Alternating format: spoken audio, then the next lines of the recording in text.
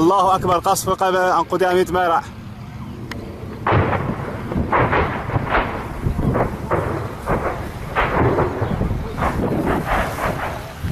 حسبنا الله ونعم الوكيل. تصاعد دخان عدة أماكن في مدينة ميرع.